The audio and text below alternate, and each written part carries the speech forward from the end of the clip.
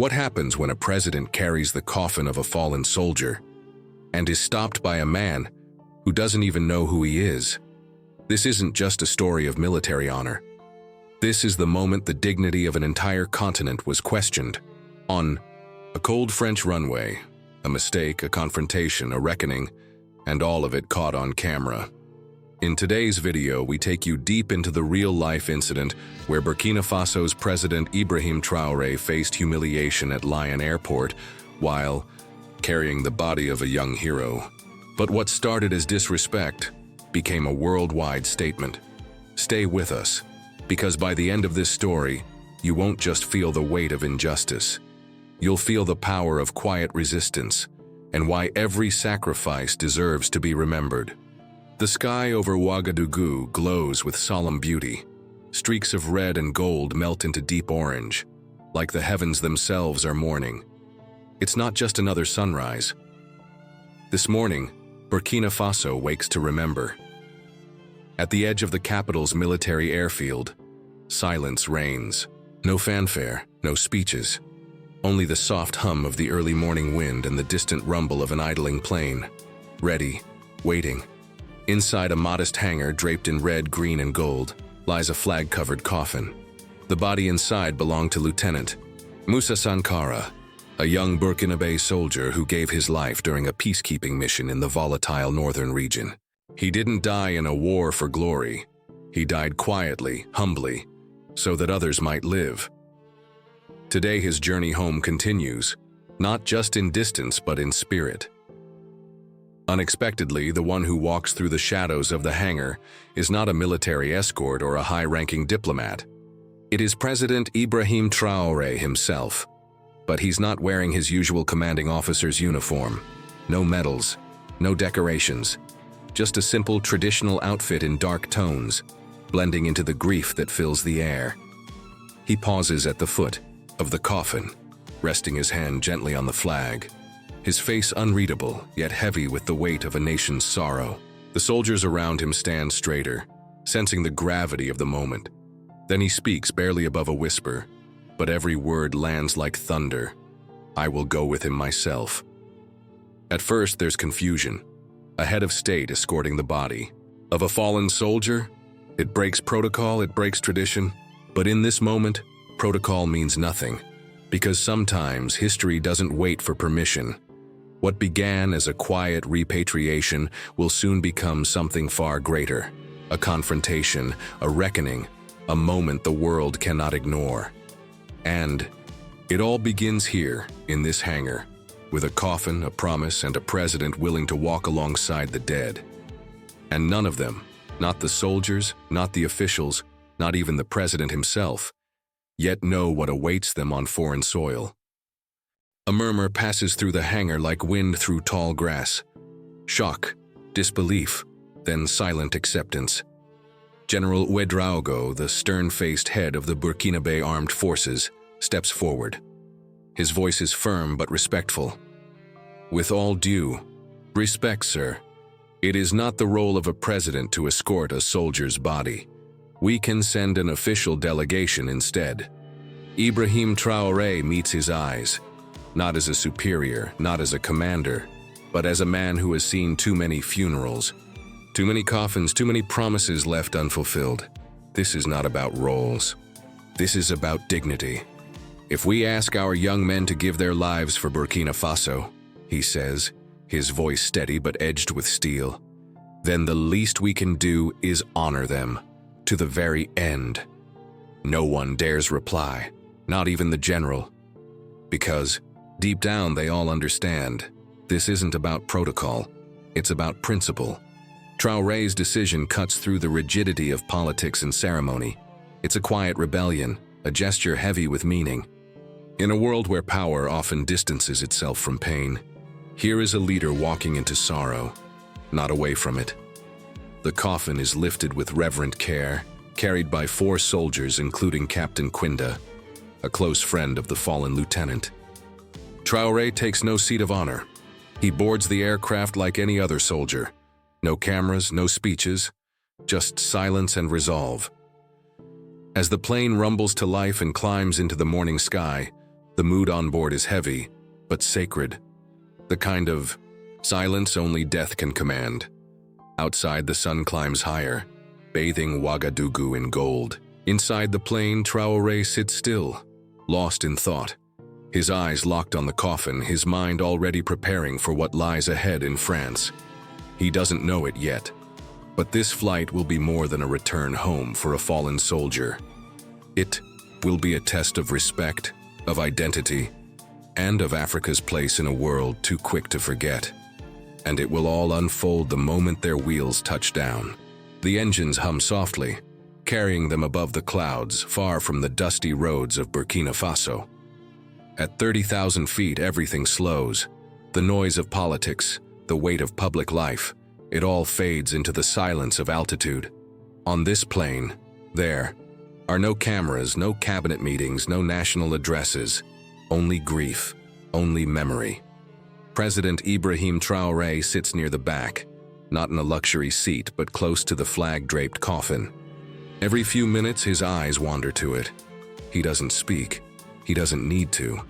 His silence speaks more than words ever could. The others on board sense it, the sacredness of this moment. Captain Quinda, usually stoic and composed, hesitates. Before approaching the president, his voice is low, uncertain. "Sir, there's something you should know about Lieutenant Sankara's family." Traoré turns to him, giving a simple nod. "His sister lives alone in Lyon," Quinda continues, "with 3 young children. Their mother passed away last year. Musa was their provider. He sent them nearly everything he earned. He was all they had." The words settle into the cabin like a soft snowfall, quiet but heavy. Traoré closes his eyes, letting the weight of that truth sink in. A young man gives his life for peace, and his family is left in quiet desperation, miles from home, almost forgotten. After a long pause, Traoré turns to his diplomatic advisor. "Prepare a full report on their situation. I want our embassy in France to assist them, not as a favor, but as our duty. We can't bring Musa back, but we can honor him by protecting those he left behind." His voice is soft but resolute. Outside the windows, clouds drift like islands. France is still far away, but something more is coming into view. Not land, not destination, but meaning. This journey isn't only about a body returning home.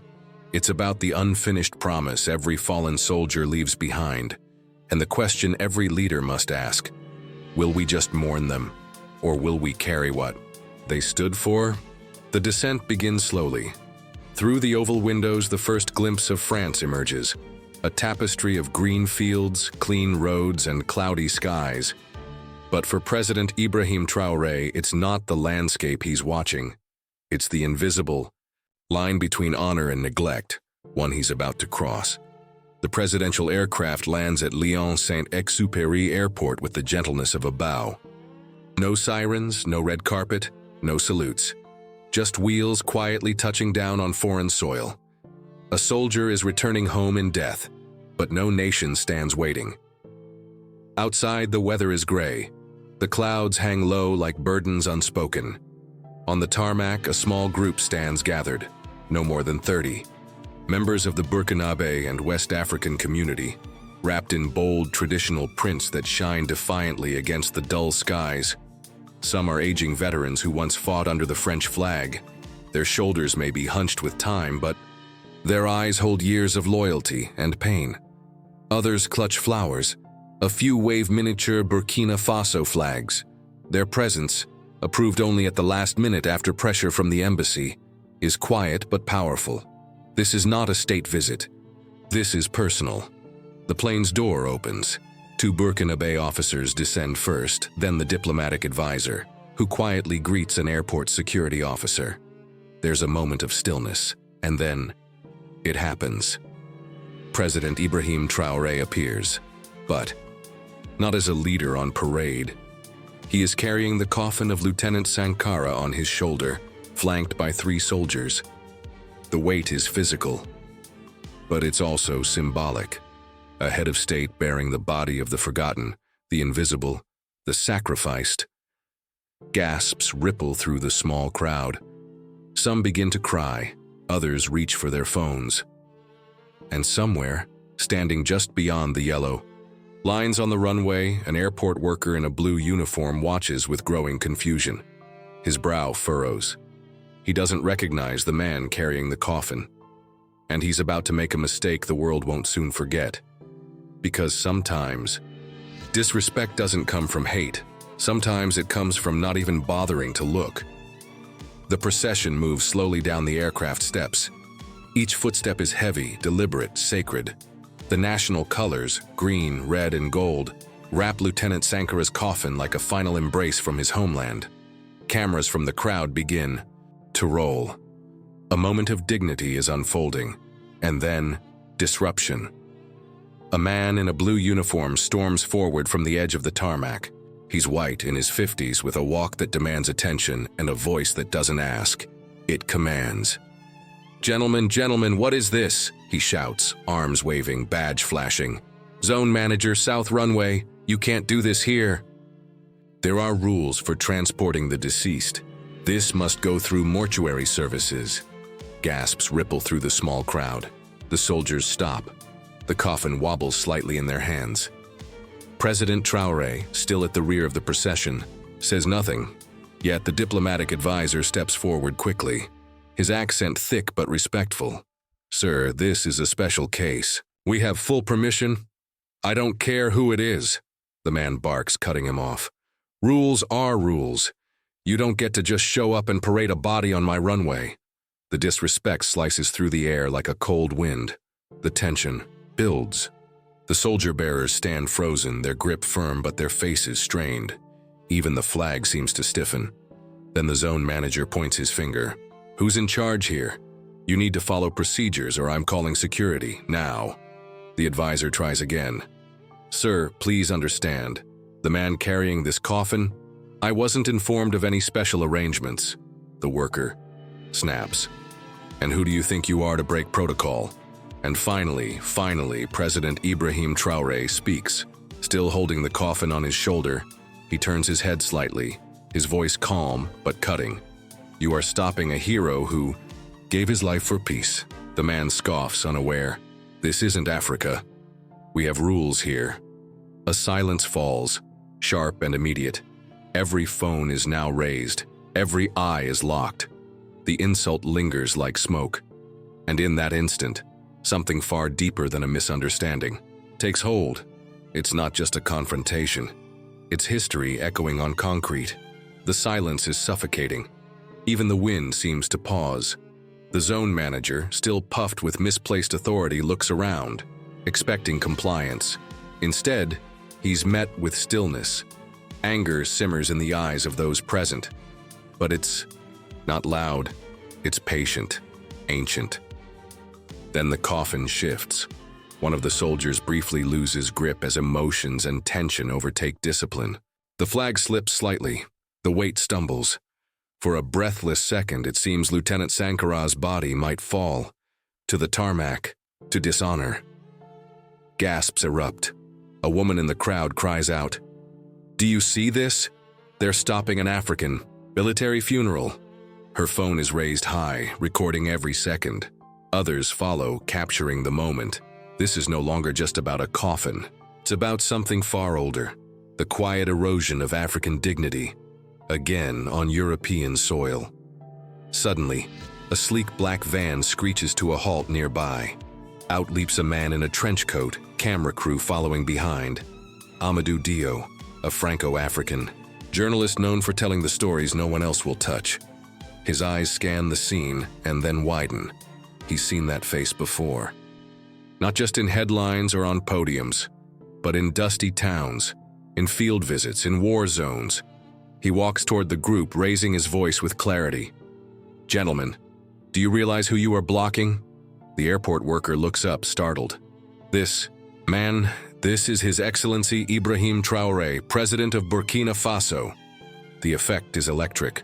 The worker turns pale, frozen mid-step. His lips part, but no sound comes. The security officer beside him stumbles backward. Even the skeptical faces in the crowd shift to shock. Whispers explode into voices. You blocked a president? He was carrying the coffin himself. What shame. And while the crowd reacts, Traoré remains unmoved, still holding the coffin, still focused on the task before him. He doesn't look at the worker. He doesn't accept the apology the IZ man stammers out. Because in that moment, he isn't there for explanations. He's there for one thing only: honor. And not even being ignored as a head of state will distract him from giving it. The airport worker's face turns red with panic and embarrassment. I didn't know. I wasn't told. Your Excellency, please accept my deepest... His voice trails off, unsure if any words can fix what just happened. But Ibrahy Trari doesn't even look at him. His eyes remain fixed on the coffin resting on his shoulder, as if nothing else exists. Then, without raising his voice, he speaks, not to the man, but to everyone listening. Is this how we treat our dead when they give their lives for peace? Even in death, must an African still fight for dignity? The words hang in the air, quiet but thunderous. A silence falls over the tarmac. The cameras are still rolling. The journalist's microphone catches every syllable. And then the world begins to watch. The video starts spreading fast, first through African communities in France, then across Burkina Faso, and soon throughout Francophone Africa. Hashtags begin trending. Ghana's African dignity, Yado's Ibrahy Trari. The airport worker tries again. Mr. President, I swear I didn't know. If I had known. But before he can finish, a young man in the crowd, his voice loud and sharp with a Senegalese accent, interrupts. It's too late now. The whole world is watching. And he's right. Phones are up everywhere. The video is being recorded, uploaded, and shared. Thousands of times. Regular people, community leaders, influencers with massive followings, all reposting the same moment. What could have been dismissed as a minor diplomatic issue has become something far greater. It's no longer about one man's mistake. It's become a symbol of something deeper. The disrespect, still alive, still felt, between North and South. Overhead, a news helicopter hovers. French media, alerted by the viral explosion, begin dispatching their teams to the airport. This story isn't just unfolding anymore. The noise builds across the airport as the crowd swells. More travelers, more cameras, more tension. And then, from the far end of the tarmac, a car speeds toward the scene. The airport director arrives, breathless, flanked by 2 protocol officers. He's dressed sharply in a suit, but his forehead glistens with sweat despite the cool weather. He walks straight toward President Traoré, pausing beside the coffin. Your Excellency, he says, voice strained with urgency and regret. On behalf of all the staff at Lyon-Saint Exupéry Airport, and in my own name, I offer our deepest apologies for this unacceptable incident. I assure you that action will be taken immediately. President Traoré looks at him for a long moment. He doesn't speak right away. Then, calmly and clearly, he replies, You don't owe me an apology. You owe it to this soldier who gave his life for peace, and through him, to all Africans who deserve the same respect in life and in death. The airport director nods slowly, visibly shaken. He seems to understand that what just happened is larger than a mistake or a misunderstanding. A long and painful history has just been laid bare, raw, undeniable, and witnessed by the world. Around them, the energy shifts. Where moments ago there was chaos, confrontation, and confusion, now there is solemnity. The airport staff, finally understanding the weight of the moment, step back respectfully. Some place their hands over their hearts. A few lower their heads, clearly moved. The path clears. And slowly, silently, the procession begins to move again. This time not as a blocked escort, but as a solemn march. The camera of journalist Amadou Dio remains live, broadcasting it all. We are witnessing a historic moment, he says into the microphone. African dignity stands tall today, reminding the world that every sacrifice deserves respect. The procession continues toward the airport exit. It's no longer just a routine transfer. It has become a march of memory, a statement of dignity. The hearse waits just beyond the terminal, its back door open, ready to carry Lieutenant Sankara to his final destination. But something has changed. The crowd is now far larger than expected. The video, still spreading online, has reached thousands, then tens of thousands, then more. Members of the African diaspora begin arriving, alerted by social media. Some wear traditional garments, others simply stand in silence, drawn to this moment. Among them, a woman in her early 30s pushes through the crowd. Her steps are slow, uncertain. Her eyes search the gathering until they land on the coffin. She freezes. It's Ibrahy Sankara, Musa's sister. By her side are 3 small children holding tightly to her hands. Their faces are quiet, confused by the scale of what they're witnessing. Too young to fully understand, but not too young to feel its weight. When Ibrahy sees the coffin, draped in the flag of the country her brother loved and served, her legs give out. She falls to her knees, overcome with grief. The march stops. President Traoré, still holding the coffin with the other bearers, signals gently. They lower it to the ground with care, setting it onto a small stand beside the hearse. And then, something no one expects. The president kneels down, not out of ceremony, not for the cameras, just one human being kneeling beside another. He meets Ibrahy at her level, not as a president, not as a commander, but as a brother, as a man who knows loss, who honors sacrifice with humility. No words are spoken. None are needed. Then, with careful hands, Traoré begins to unfold the Burkinabe flag that had covered the coffin. He does so slowly, deliberately, each motion infused with meaning. This is not just a gesture. It's a vow that the memory of Lieutenant Musa Sankara will not be buried in silence, but remembered with honor. The silence is profound as the final moments unfold. The coffin rests beside the hearse. Around it, the crowd has grown into the hundreds, members of the African diaspora, French citizens moved by what they've seen online, activists, elders, students, journalists. No one expected to be part of this, yet no one can leave. Then, through the thickening crowd, an older French woman steps forward. Her hair is gray, her eyes kind. In her hands is a small bouquet of flowers, purchased from the airport shop just minutes earlier. Her face carries no anger, only quiet understanding. She approaches slowly, her eyes meeting the president's. She kneels briefly and lays the bouquet gently on the coffin. "Your people have more dignity than many of us," she says, her voice soft and trembling. "My father was a soldier too. I know what sacrifice means." Traoré nods, touched by the sincerity of the gesture. He says nothing, but the message has already been received. This moment, born from misunderstanding and disrespect, has transformed into something deeper, something unplanned, unfiltered, and undeniable. It is no longer a transfer of remains. It is a reckoning. The hearse door is closed. Slowly, it begins to move.